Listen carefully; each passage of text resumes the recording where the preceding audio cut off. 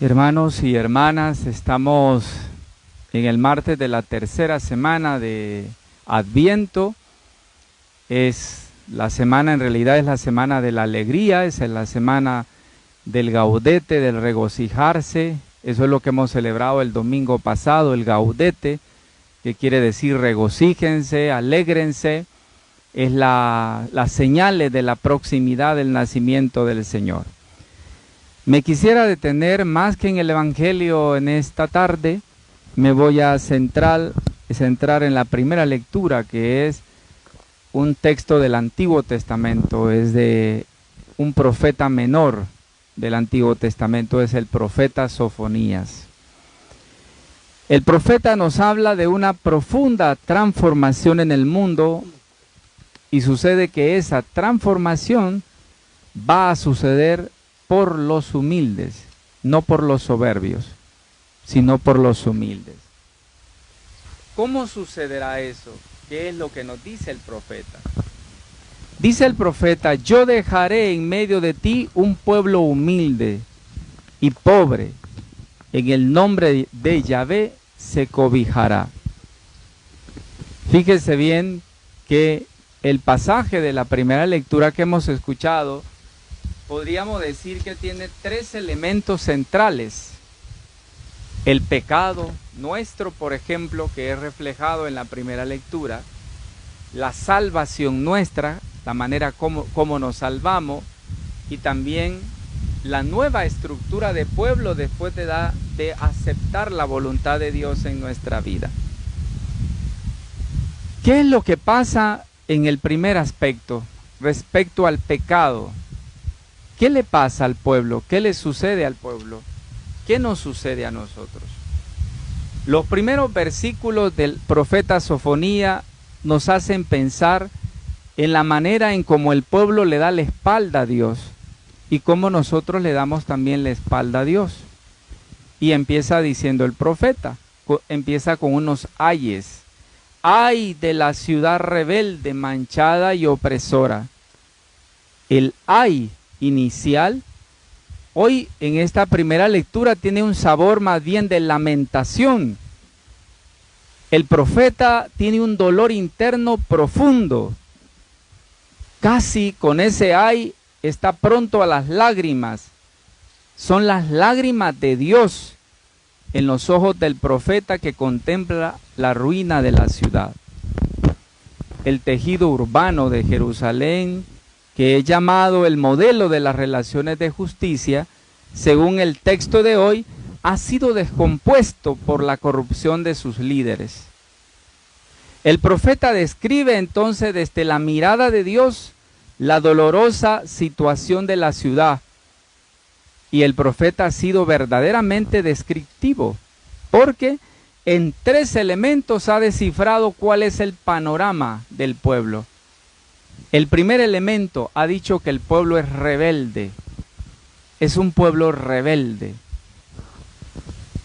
Se trata que la rebeldía es una de las primeras señales de que yo estoy viviendo en un pecado, que yo no estoy viviendo en gracia de Dios. Para poder identificar si nosotros estamos en la gracia de Dios o más bien estamos en pecado es muy fácil. Si somos disponibles, si somos atentos, si somos serviciales, si no le ponemos peros a las cosas, es una buena señal. Significa de que estamos en la gracia de Dios, estamos caminando hacia la conversión.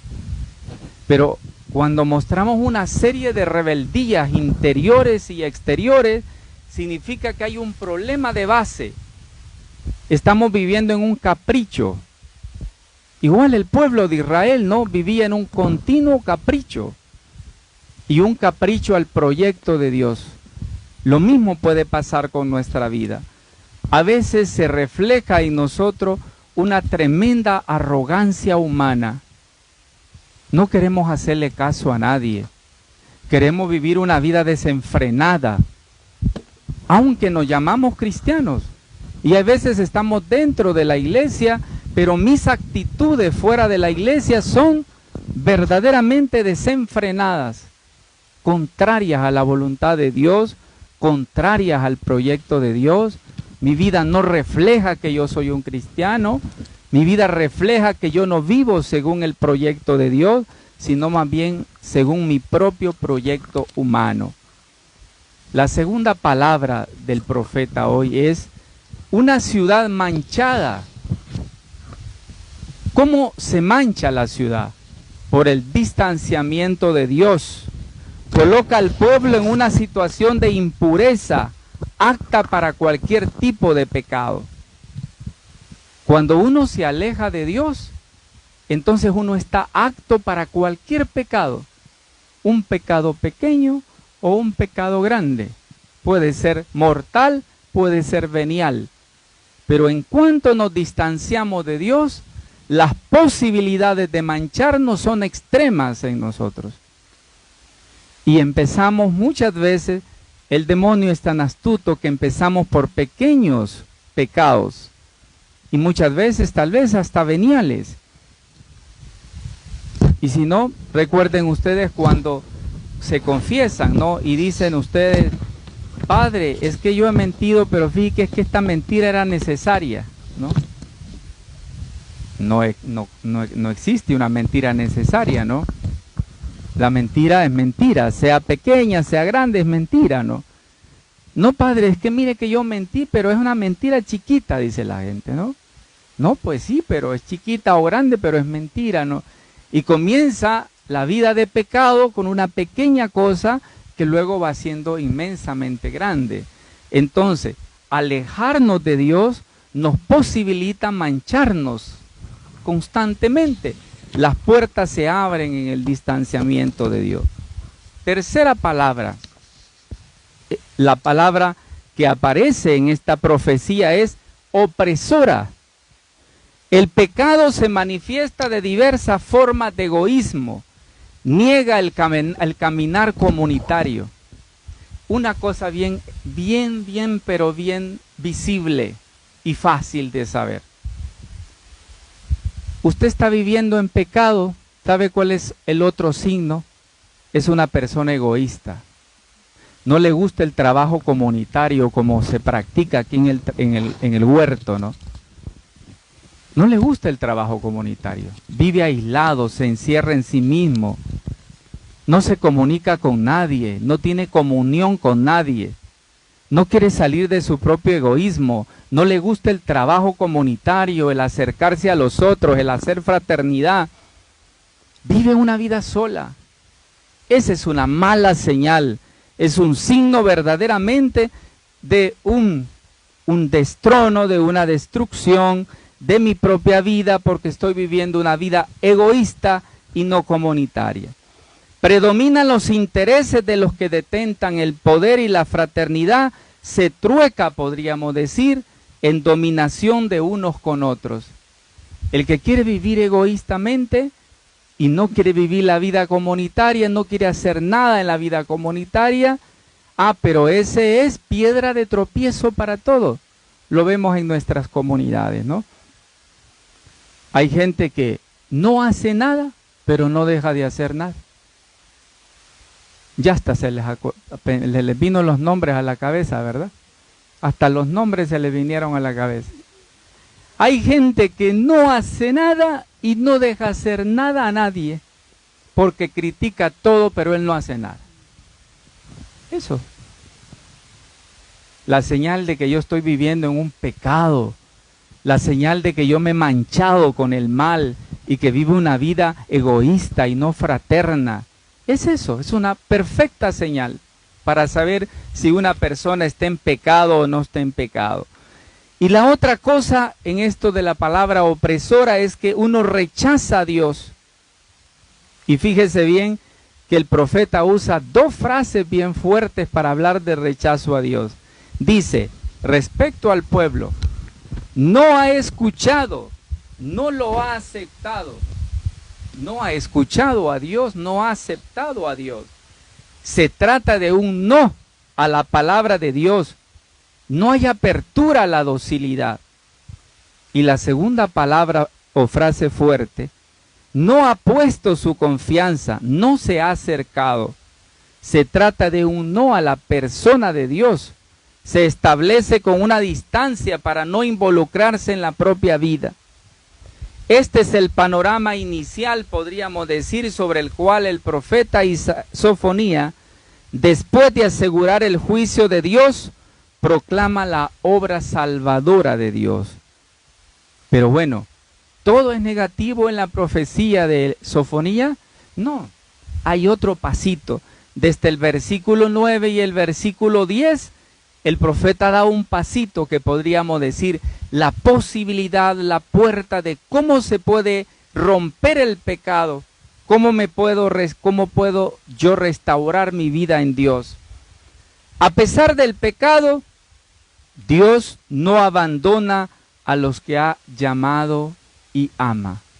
Esa es la cosa más sorprendente. Yo me alejo de Dios con mi pecado, yo me aparto de Dios por mi pecado y Dios no se aparta de mí. Qué cosa más maravillosa de Dios y cuánta paciencia tiene Dios. Es que si Dios actuara como nosotros, todos estuviéramos colgados de este mango ya, ¿no? Todos estuviéramos colgados. Ya nos hubiéramos condenado todos. Pero Dios no actúa como nosotros. Dios sigue esperándonos, Dios sigue teniendo paciencia con nosotros. Y el profeta acentúa cuáles son las tres iniciativas de Dios para buscarnos. Le da un giro a la situación inicialmente descrita. Y dice que Dios purifica. Tiene la capacidad Dios de purificar todo nuestro pecado. Segundo, dice que Dios extirpa el pecado. Dios arranca, extirpar quiere decir que Dios es capaz de arrancar el pecado desde la raíz.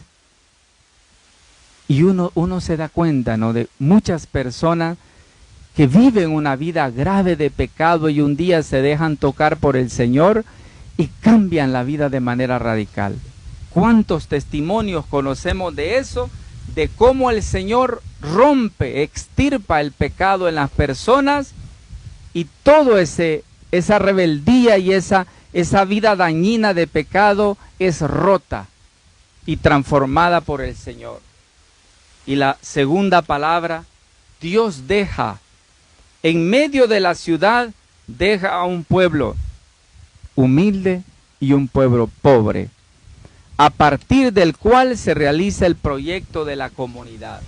Es decir, la comunidad solo se puede construir desde la pequeñez, desde la humildad, desde la obediencia. Una comunidad no se puede construir bajo valores egoístas. Una comunidad no se puede construir bajo valores de infraternidad. Una comunidad no se puede construir en el egoísmo. La comunidad se construye verdaderamente en la fraternidad. Esa es la experiencia del huerto. Es una experiencia de fraternidad, de búsqueda, no de mí mismo, sino de pensar en el interés comunitario, en el bien común. Por eso entonces, la primera acción positiva de Dios es el núcleo, podríamos decir, de la segunda parte de la profecía. Dice, volveré puro el labio de los pueblos, dice el versículo 9.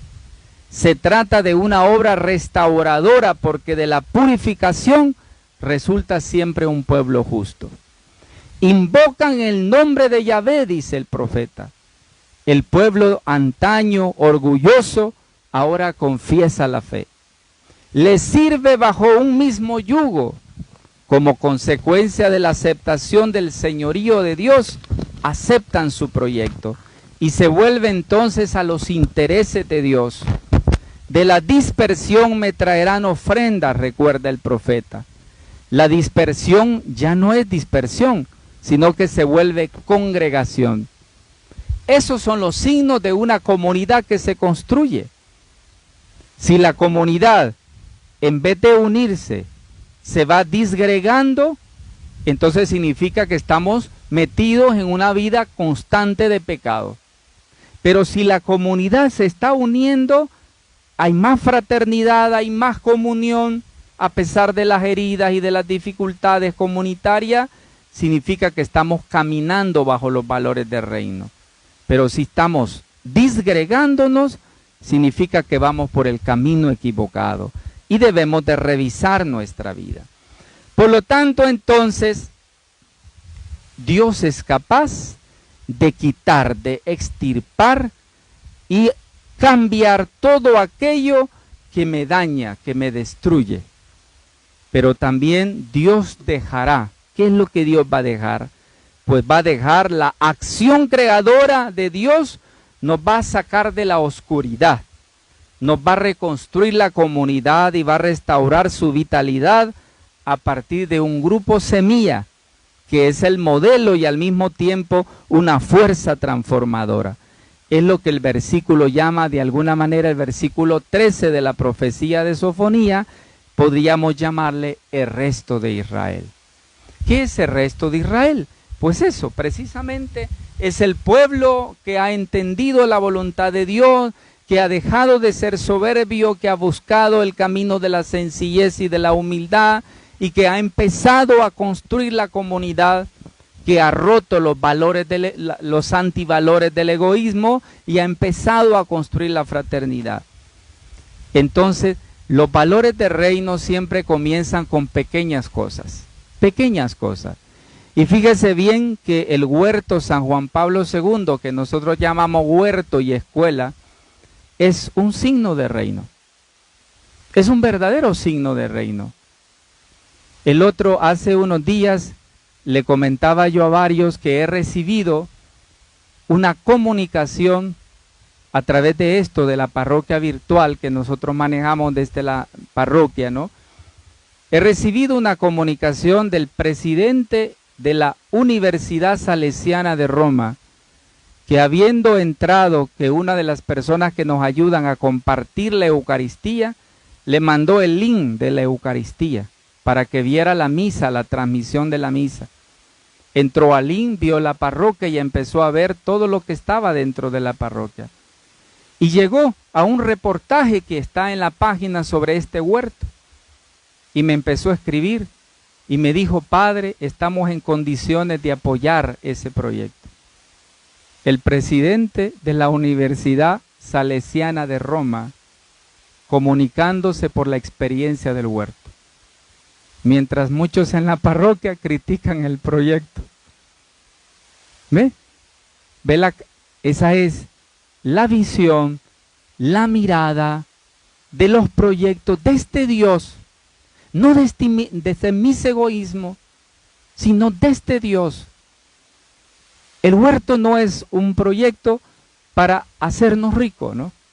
Por ahí le dijeron a uno que esté entre ustedes, le dijeron: el padre se está haciendo rico con el huerto. Ustedes me han visto más rico desde que yo, ¿verdad? Ustedes que son de aquí, ¿no? Yo sigo siendo el mismo, ¿no?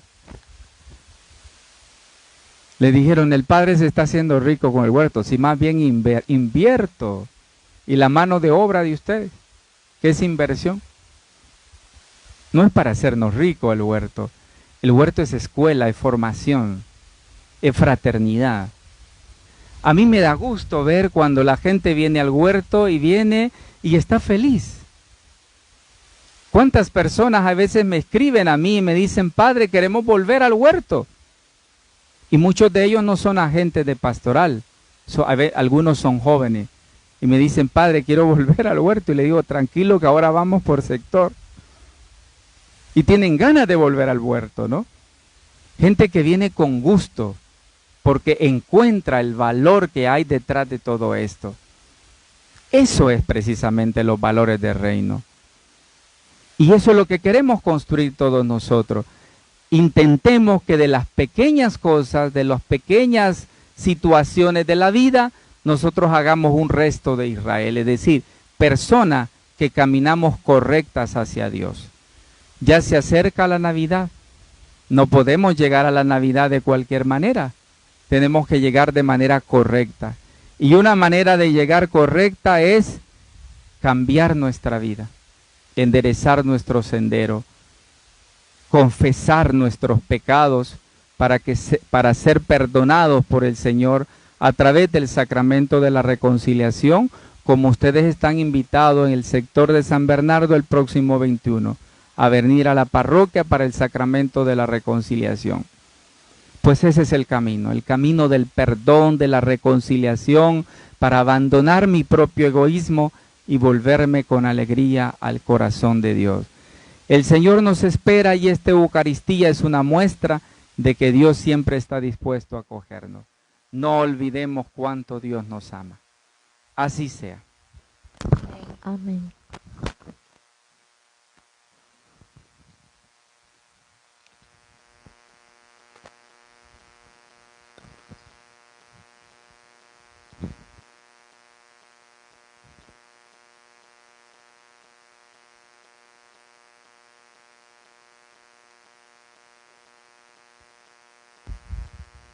En pie, vamos a presentarle ahora con mucha sinceridad nuestras oraciones al Señor. Vamos a responder: ven, Señor.